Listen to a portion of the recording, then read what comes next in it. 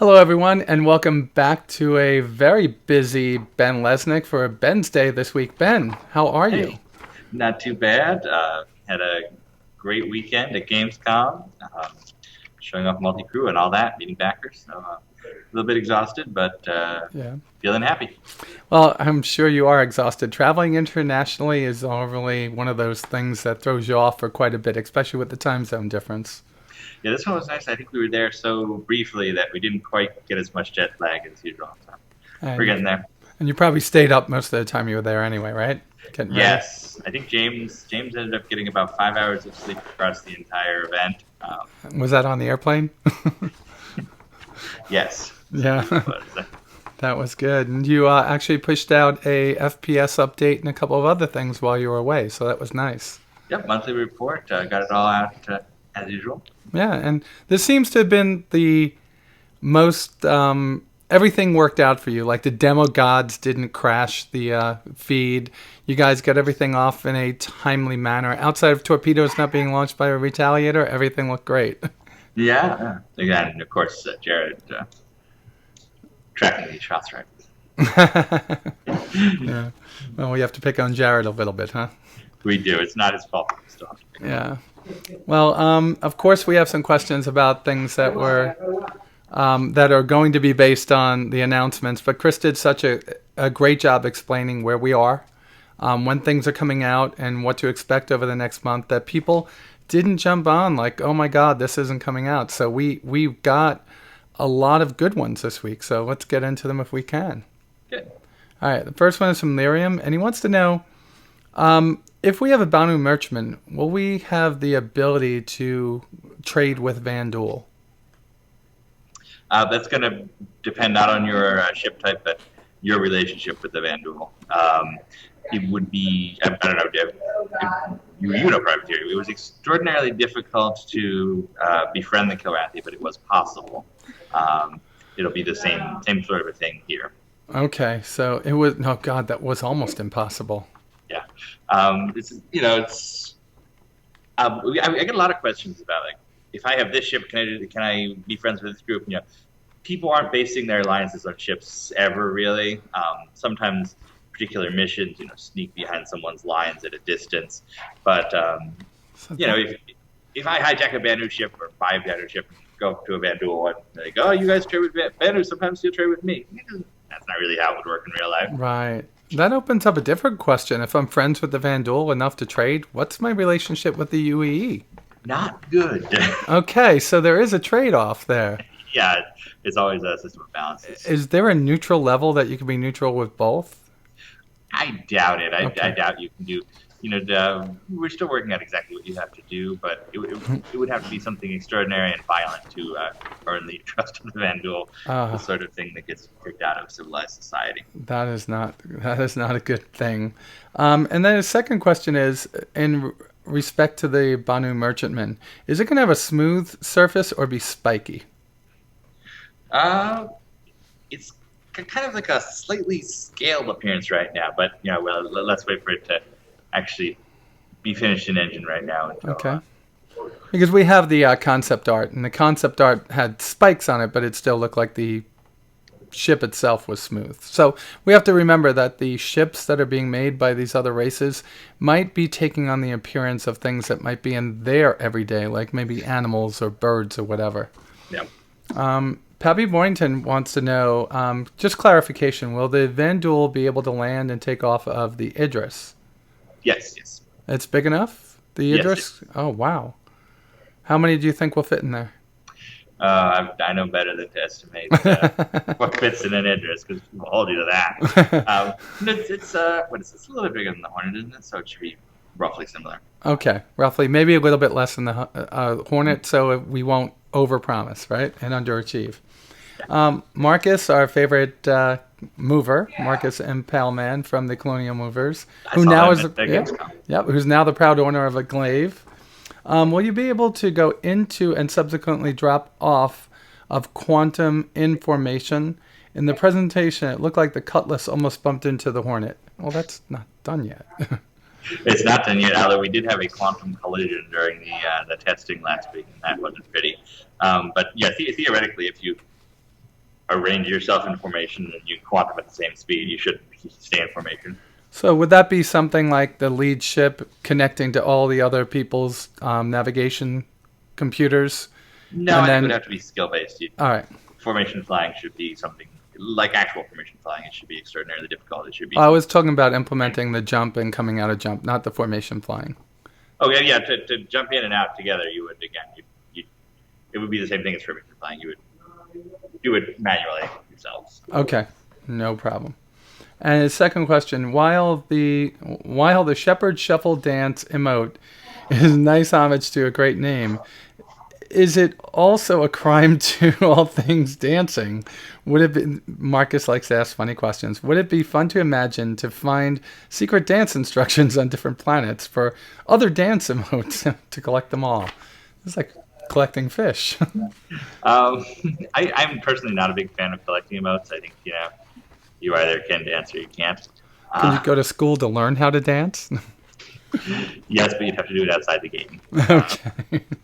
So we'll see. I know Tony's just stuff for the most, so we'll see on that one. All right.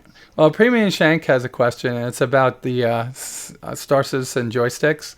Now, I know how the U.S. and different militaries would answer this question, but he wants to know, will there be left-handed Star Citizen joysticks? We are getting this question a lot.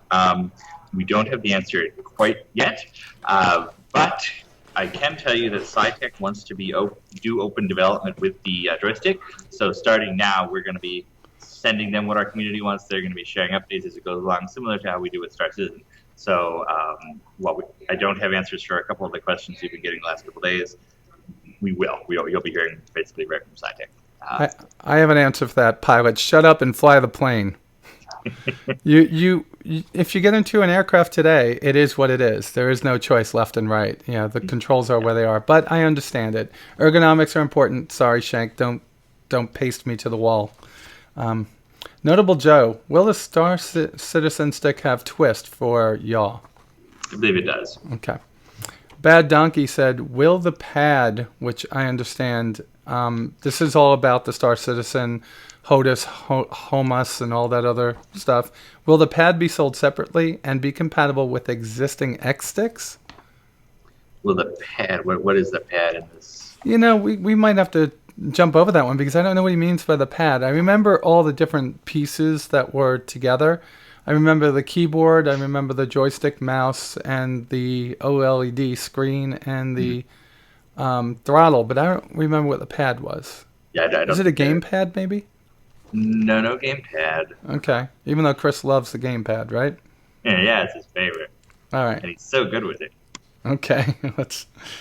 Are we making fun of Chris, or are we Just a little. envying him? Yeah, Just a little. All right. And Yoko O said, so Ben, is it in yet? And in parentheses, female models. Yeah. You're forcing all us girls to play guys in this social module. Yeah, so female models are very, very, very, very, very close. I just was trying to figure out how to stay the hell away from whatever joke I was thinking of making. Okay. So, wait. No, that could be bad. What kind of joke were you going to make there? Well, they didn't yet thing. I don't want to go All right. So I have that question too. Is it still hair, or is it just the overall model or animations, or are you not willing to share with us at this time? Well, it's not that I'm not willing to share. It's that I truly do not understand what goes to animation. Okay. I know we've approved our hopefully final rig V6, which we now have to go back and attach, make all the edits to the animations, and that will V6 will also be where the female rig is. Okay. So once that's in, then we'll have male. That's one of the things holding up the FPS also, right? Is the animations? Yes. Okay. Yes. We've got about 3,000 animations. We have to go back one at a time and rework for the final rig. So release of female models to be determined later. Yeah. So everybody, we're going to all be looking the same because not only is there no female model, but there probably isn't going to be a character generator for a long time, correct? Well, we're hoping to have at least a basic one when Squadron launches and then expand from there. Okay. And one thing I think everybody will find after Gamescom is that the guys in Austin have been heads down working hard on some cool stuff, and it's going to come to light quicker than you expect. You guys will be walking around our corp very soon. Now, when you say that, do you expect that we expect things to be coming in 2 years or 2 months? Depends on what it is. Okay.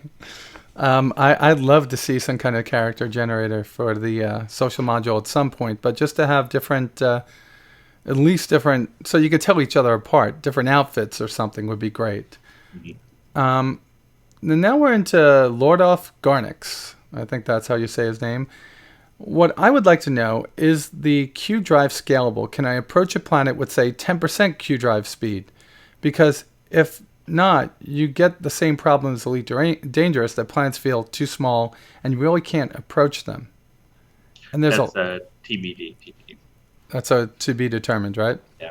All right. They're experimenting with the amount of control you have while under Q drive right now. All right. Now, they did show off the planet size inside of the multiplayer demo with that gas giant being tremendous and the moon still looking huge. So I think the second piece of his question about planet sizes, I think that's answered, right? They're going to be... Oh, yeah. Not a worry for planet size. They're very, very large. And large world map is letting us do.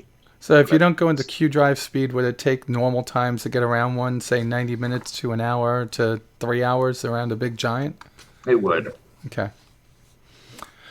Omegatron 1. Chris Roberts said that players and orgs will be able to own factories and that 10% of the factories will be owned by players or orgs. Now, is that 10% of one factory, or out of all factories, 10% of them will be sold? Per se, you guys have 100 factories throughout the universe and 10 of them will be sold. I think it's not exactly either. It's more the latter than the former, but it's what he's trying to get across is the idea that only a percentage, maybe 10%, maybe 1%, maybe 5%, whatever it actually ends up being, of the economic world will be directly player owned. So players will have an influence on the economy, but they won't control it entirely, is where that goes. Right. So now, basically, just for every one player making decisions about a particular production scheme, there may be 10 NPCs doing the same thing to balance it out. Okay, that sounds great, because I know Tony's still working all the player universe stuff, persistent universe stuff out. So that's probably something that may go up and go down with when they actually work out the real world economy and see it working, right? Yeah, for sure. Okay. All right, Michael Williams, can you ask Ben on the next episode about the server situation? There's a lot of questions, not just from Michael, that I got about server situations. And if I could give you a conglomerate question, I'd give you one like this. One is, as we ramp up and do a lot more testing, will there be more attention put to the servers, like number of servers and keeping them up? The second one is, when is like there were a lot of stretch goals that promised servers in different locations. Are those eventually going to be upheld, like Australia and? Oh yeah, we're looking for solutions for all of that. Right now we're using Google Cloud Compute, so it's everywhere they have servers at the moment. As we need to expand into other regions, we'll look at alternative solutions. As for expanding serverability right now, already happening. In fact, I believe Austin will be down for a couple days while they revamp their infrastructure. But I know one of the things Google Cloud Compute lets you do is bring servers online, snap of a finger, which has been great this week. We're at about 4 times traffic since Gamescom. People actually playing the game. Okay, that's wonderful. Ben Thompson wants to know about the Corvette that's unannounced right now. Is there any way possible that you might be using the IXM Infinite Shoe Monkeys scimitar for the Corvette? No, it's not Corvette. Okay. All right. Now, there were a couple questions about the glaive, and one of them was about LTI. That's been asked and answered. You guys have gone back and answered it the same way I did. They'll probably put LTI on it, but LTI will be meaningless in the end. Watch and see, right? Yep. So we have LTI on the glaive. Second question on the glaive. Well, first I'm going to ask Dr. Jeffrey's second question, which will be, right now modules are being sold for the Retaliator. Can I buy them all and store them in my hangar and swap them back and forth? Do I need room in my hangar to store them? So you will need room in your hangar, but of course you'll get that the hangar will expand to fit as long as they're purchased during the campaign. Okay. And yes, you can store them in the hangar and swap them out at will. You'll use the future replacement for the holo table for that. Okay. Is there going to be a time, like, this is just a question that I'm going to ask as a follow-up. Because we're going to be putting weapons and modules on a spacecraft, are these going to need, like, real time to wait for that to happen? Or is it going to be something instant? We do that like we do right now and then jump into the universe? I think probably we will fudge it there so it doesn't take... You don't actually have to watch somebody go over and take it off the ship and put it back on. I know we've played with that before, and it's just not so much fun. And it's a lot more animation work. Right. But it was mentioned when somebody asked that about cargo. Do I have to wait for my cargo? I remember this on a 10 for the chairman. Do I have to wait for my cargo to be loaded? And the way Chris answered it was yes back then, but that was over a year ago. Well, cargo is different because we want there to be upsides and downsides to shipping large amounts of cargo. Okay. So we can have some of a delay, like, oh, you want to fill up your hull A, here you go, that's done. You want to fill up hull E, so that'll take a little bit of time as it has to fly up there and get loaded. So that's a potential balancing point. Okay. Now, I asked you a bunch of questions. I'm going to keep mine to very brief ones, okay? I don't want to take all your time. I know you're busy trying to get out things for us this week, like Jump Point. I'm sure you have an article to write for that and other things. I want to ask you a couple of questions about the glaive. The first one is, the glaive was offered in a very unique and different way from other spacecraft that we've gotten to purchase in the past. This going through and using skill to get a badge, it was actually very good. What things did you learn from it that you might change in the future? Well, we learned that it was a good idea. I don't think we necessarily want to have sales like that forever, but it does tell us that we want to put more unlockables in the game. Which you'll certainly see in the future. Maybe not as big as an entirely new ship, but we want stuff for players to strive for. We love seeing people work together to unlock the glaive. It's brought traffic way up. People are really playing, and they're providing all sorts of feedback we need through playing. It's been good all around. So expect to see more of that in the future. All right, and then the second, this is just a follow-up to that. Because it was an unlockable and it was for the first 1,000, some people, like myself, had to melt ships to get something that was going to disappear really fast. In this instance, will you guys afford us the opportunity to unmelt ships that we had to free up cash to buy that?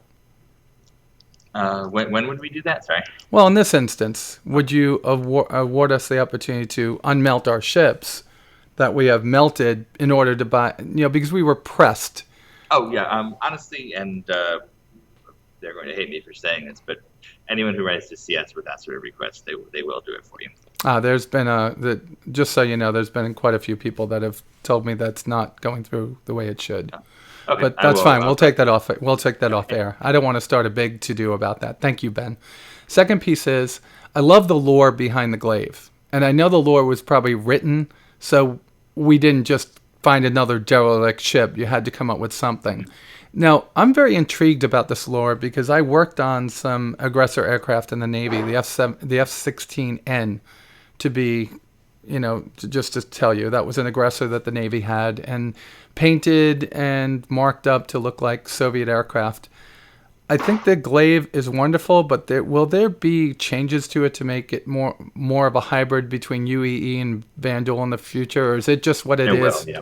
And we'll add a little bit of... one of the things we're doing right now is kind of the stop at Persperia as part of the for the boarding ship. Yeah. So we'll see a little bit of that added to the live glaives as we go forward. And I think the glaive needs a regular seat. It's like, I understand. Yeah. Like that. Yeah, I think that even if we're going to put humans in it, I think that those cockpits are so big. Put a human seat in it. It will fit. I've looked at people doing the animations of it. It will look good. I'm very intrigued by the way that you offered the glaive. I know it got some people upset. I think it's wonderful that you're actually getting people to play the game in order to get things for the game. And that was wonderful. I think in the future, you'll probably have learned some things from this, like maybe giving people a 2-week ticket to purchase it or something like that, and then just keeping everybody on a waiting list that didn't get it. That would make more sense. Otherwise, that was wonderful. And the last question is very simple. You have modularity in ships. that we're not going to be able to use for quite a while. How soon do you think we're going to have modularity implemented, even in a very small way, for our hangars? I think you're going to see the reality stuff at the very least come online fairly quickly. Okay. We're talking. Well, I don't want to give a time, but they're on it. They're in the process of integrating it now. And what about for the hangar itself? But the modularity for the just being able to put different rooms in different areas. that will be a little bit further down the line, but it's also coming. All right, that's it, Ben. That was it. Thank you very much for your time. Oh, and anytime. I appreciate all that you do for us, the community. You are amazing, especially since you wear so many different hats. And thanks for giving us the time each week. And, well, I guess you have a lot of work to do. There were a lot of promises, and we're hoping that in the next 2 weeks we get to be inside that social module. And if so, will you join us at one point? Absolutely. Inside game? In fact, I'll tell you, they are having an internal playtest of the ArcCorp in Austin right now, and they have, I think, pretty much every computer they can online and walking around. So All right. It's looking good. Okay, and for next week's episode, will you have a list of the panels and different events that you'll be having at DragonCon, so we can put them out? Oh, yeah. In fact, I think I've got my preliminary schedule right now. Let me... Okay, I'll post that inside the show notes when Ben throws it to me. Are you doing another tournament so people could be ready? Or are we going to skip it? That's still a question mark, but I can say the big Star Citizen Q&A we do every year is Saturday at 5:30, Hilton Grand Salon D. Okay. I am confirmed for at least 2 other panels, one about online gaming communities, Sunday at 10, and one about free-to-play Sunday at 8:30. Okay. And David are going again? They'll be doing some writing panels. I don't have theirs yet.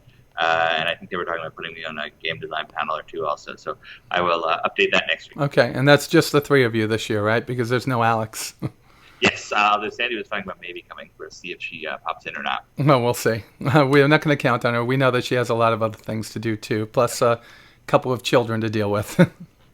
All right. Thank you so very much, Ben. And thank you to everyone there for putting on such a great demo for us and presentation for us at Gamescom. And we look forward to seeing what you bring us in CitizenCon in October. And sounds good. All right. Thank you all for being great backers. Thanks, Ben. With that said, you all be safe out there, and we'll talk to you soon.